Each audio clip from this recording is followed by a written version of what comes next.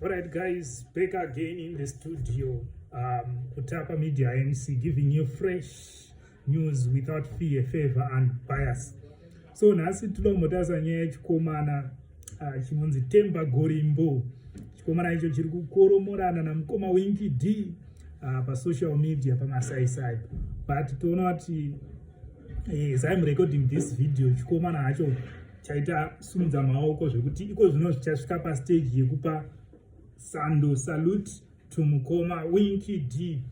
Hama dzangu, kana uchida kuzoona kuti nyika haina kunaka, tuka gombwe ava Winky kana kuti baba Abrahama, zvisinei hazvo kana usati wabaya subscription button mhanya unosubscribe izvezvi taakupinda munyaya yedu. Alright, mazuva apera tinoona kuti Temba Gorimbo uyo anozivikanwa nenyaya dzemaoko akatuka mukoma Winky D ane kakuva dena akaita ane mashoko akataura achitry kudzikisa mukoma Winky D.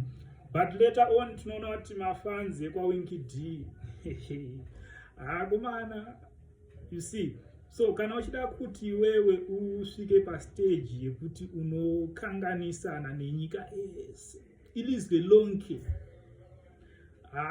kumana tuka mukoma Winky D. So ndo zvaitwa naTemba Gorimbo.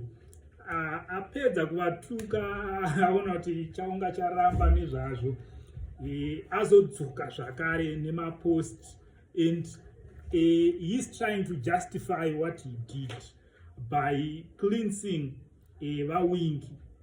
Hatizedu kuti ndizvo zvere aitsvaga kutrenda, because yaakutaura kuti because of mentioning Winky D mumapost ake zviri negative atrenda. Zvinoitika kuti because of social media hype, people may trend for different reasons. Zvafana Temba Gorimbo aitrenda nenyaya yemaoko chichi, but ndobva unoda no social media kuti ndimbodya kamari mbichana, ndobva akanda chizijoka kuna mukoma Winky. Mukoma Winky zvavo vakazvinyararira. Mukoma Winky havapindure hondo dzakadaiwo, and havapindure vane army, the Gaffer Battalion iyo inotrendera kujabhuna. So basically ukatarisa kuti wewe mukoma Winky havana kupindura, but iko zvino iye akutozvipindura kare ega, and he gave maruva kuna mukoma Winky akati makapenga mudhara, munodiwa nevanhu vese, and zviri zvechokwadi.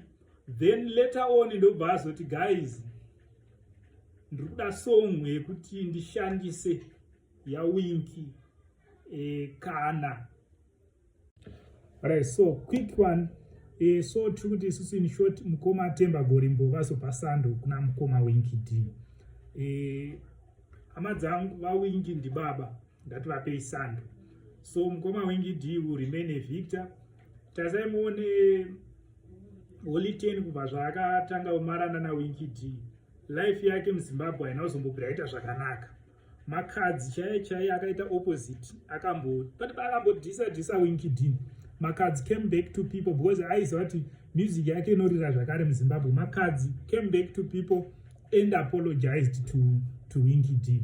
Saka ndo zvamunofanira kuziva izvozvo kuti Winky D igafa rinosapotwa nevanhu vese.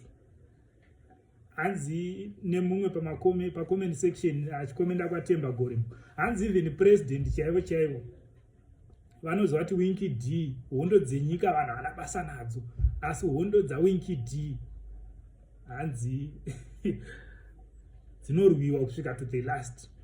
So amen kuti Winky D chimbori chii, akaromba here, gona kugadzira zita here, kungodiwa nevanhu here, kuri natural. Amen, hatizive, but indononge kusapotwa unoita Winky D kwakatonyanyisa kudarika kusapotwa unoita opposition party yemuZimbabwe, because Winky anosapota zvekutodaro. Alright, still guys, this is my own judgment, my own analysis. For comment, please go into the comment section. Please make sure that hatitukana. Handiti kutuka edu hatikurambidzei, asi handikutuke. Zvaunenge wanyora pacomment ipapo ndo zvinoenderana nezviri mupfungwa dzako, ndo zvinotiradza futi kwawakatobva kumusha kwese. Tinobva tatoona kuti zvawanyora izvo. Saka please go subscribe if you haven't subscribed, comment, like and share our videos so that we can reach wider audience.